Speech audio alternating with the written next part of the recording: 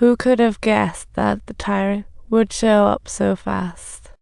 Terrified, he turned to run, but the tyrant was not in the mood for mercy and sprinted after him. The handcuffed creature thought, "This is bad." Forced to fight back, he was smashed onto an old tanker. Seeing this, Leon had a brilliant idea and shot without hesitation.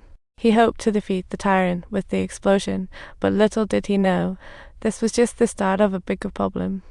Instead, he ended up being caught bare-handed by the tyrant, just like a fish that's been hooked. Then the tyrant tossed him away as if he were a toy.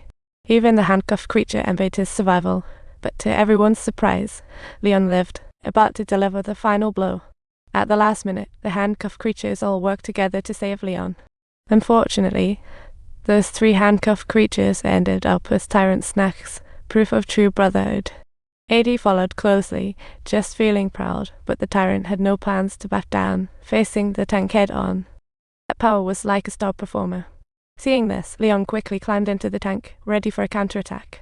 But the tyrant could dodge, swaying left and right, making it impossible to aim. Just when it seemed hopeless, the handcuffed creatures jumped in to save the day. Unfortunately, the handcuffed creatures were still pitiful cannon fodder. Just then, 2 more tyrants appeared nearby. Things were looking grim.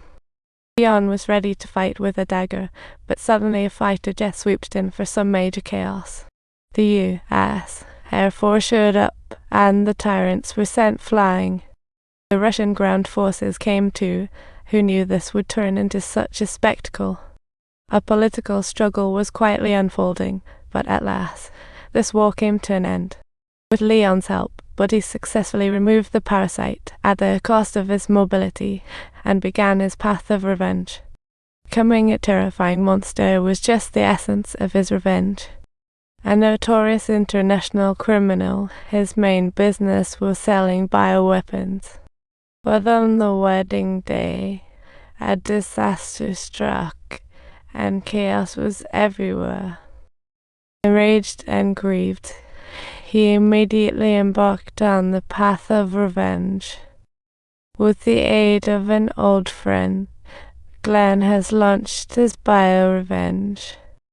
Subtitles. BSA Chris also showed up in Mexico with the mission to capture arms dealer Glenn. The team arrived at the mansion, but found no one. What a headache. While searching, they thought someone was on the bed, only to uncover a toy car. How ironic. Just when they let the guard down, a zombie suddenly popped up. What a big surprise. The 3 didn't know what hit them until it was too late. Chris hurried over but found his teammates missing. One soldier checked under the bed, only to be dragged under. Yikes. Chris, seeing the zombie, shot without hesitation, then realized Zack had become one too. He had no other option but to use his gun to resolve the issue and ensure his own safety. What a truly tough decision. The remaining teammates were also attacked, and the zombies on the ground seemed especially fierce. 2 barely managed to dodge the attack, only to be shredded into pieces by trapped. What a tragic sight. In the end, Chris was all alone, facing the zombie onslaught, and had no choice but to jump out the window. But as soon as he was outside, he found himself grappling with Glenn. Glenn showcased his newly developed zombie virus, giving Chris a taste of new technology. A horde of zombies lunged at Chris. What a crazy feast. Just when the crisis seemed utterly hopeless, a rescue helicopter arrived in time to save him. What a miraculous escape. But unexpectedly, Glenn started to plot more terror attacks again. He was truly unstoppable. Rebecca, as a professor, worked hard and finally developed the virus vaccine just in time. But disaster struck when the lab was attacked. Glenn's men released toxins, infuriating.